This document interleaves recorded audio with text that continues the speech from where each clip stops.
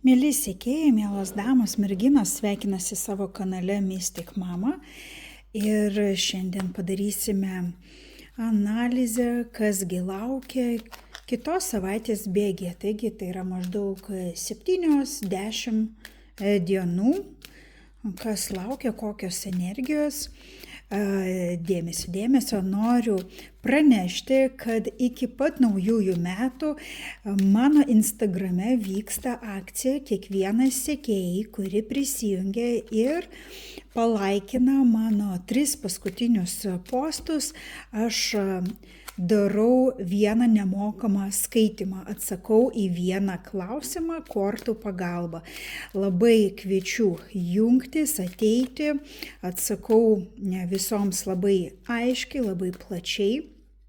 Nepraleiskite šitos galimybės. Pabandom pasižiūrėti pagrindinę sekančios savaitės energiją. Su kuo ji bus susijusi, su kokiais įvykiais, kas bus svarbu, kokie žmonės, galbūt tai bus viena tema, o galbūt kelios temos. Pasižiūrėkim. Išsidėlioju. Dėlionės metu jūs galite arba apie nieką negalvoti, tiesiog mėgautis procesu. Pakelsiu, kad viską matytumėte. Galite galvoti apie save. Taigi pagrindinės kitos savaitės energijos išėjo korta laivas, taigi bus svarbu judėjimas į priekį, planavimas.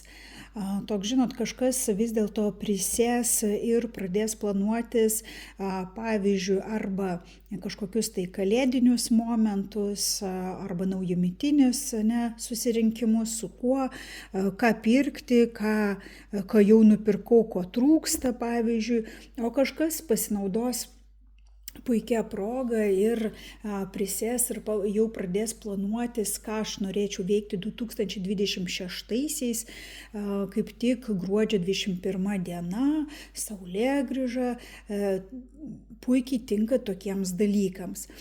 Kažkam labai bus aktualūs pačios kelionės, galbūt per šią savaitę planuojate kažkur tai vykti, kažkokius tai renginius, aplankyti eglutes Lietuvos miestuose.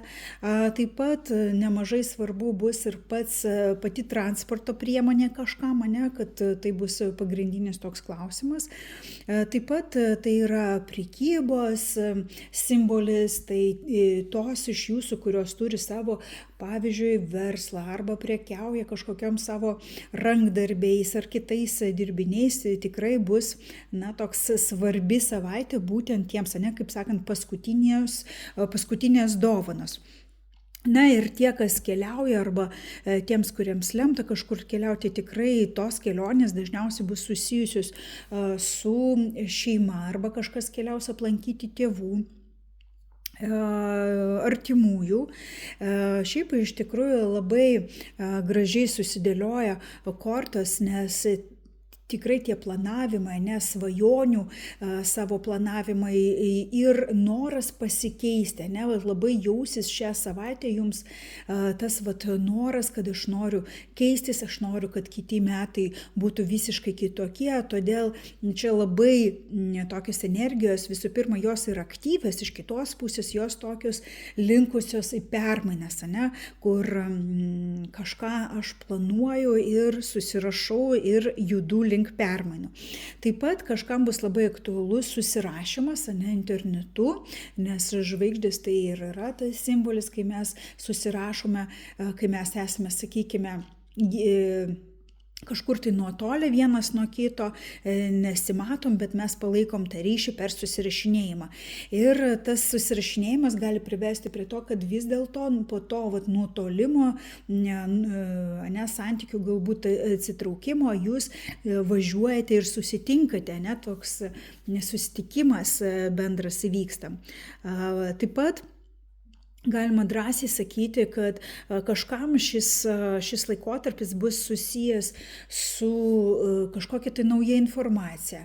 Eis ieškos, kažkas norės pabaigti tokius rašytinius darbus, buhalterinius kažkokius dalykus, kažkas norės netgi kaip tik svajoja eiti mokytis ir tai padarys. Ir labai greitai, nelauks ten, nežinau, savaitės pabaigos, kažkaip iš karto labai greitai. Arba kažkokia tai, informacija ateis iš tolo, ta informacija ateis ir jau labai greitai ta informacija. Su kuo ta susijusi informacija? Šita informacija bus susijusi, šiaip bus palanki jums informacija, sėkminga informacija, bet informacija, kuri duoda jums galimybę spręsti, apsispręsti ir tokias informacija, kuri duoda alternatyvas. Ir jūs spręsti, ar man eiti šiuo keliu, ar nuo keliu, ar A pasirinkti, ar B pasirinkti. Tai čia toks informacija, kuri duoda tokį dvigubą efektą, kad aš gaunu kelis pasirinkimo momentus ir man teks pasirinkti. Nebus labai toks paprastas tas pasirinkimas pagal šią kortą bus, sakykime taip, atrodo, kad labai daug aš turiu ir vilčių, ir norų, ir svajonių. Aš galbūt turiu ir svajonių ir savo kažkaip sveikatą pagerinti, ir kažkokius tai projektus daryti, bet man reikia liktis išsirinkti vieno. Tai dėl to tas pasirinkimas nebus labai lengvas.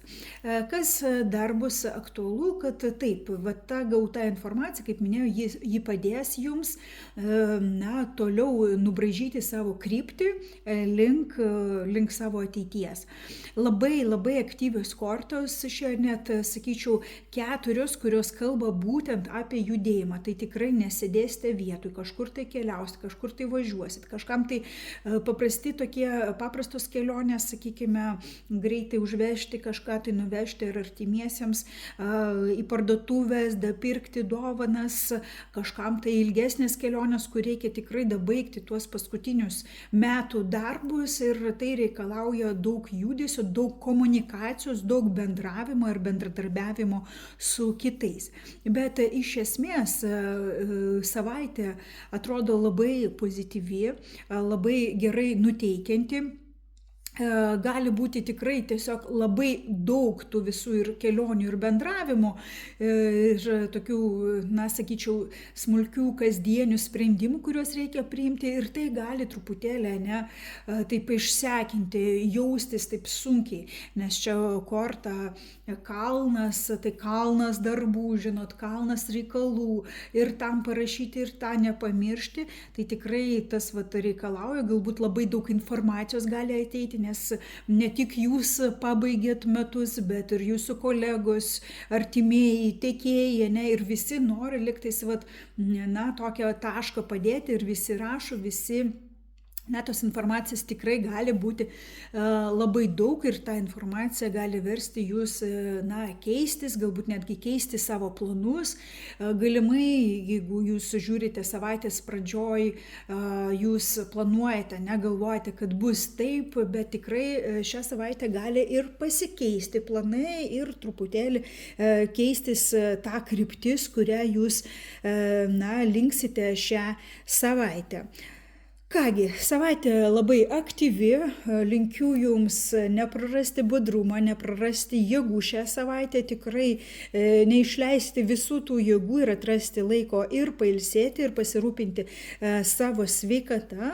O aš dėkuoju jums, kad jūs esate kartu, už tai, kad prenumeruojate, už tai, kad dedate savo patiktukus ir komentarus, ir mes būtinai susitiksime kitose video. Ate.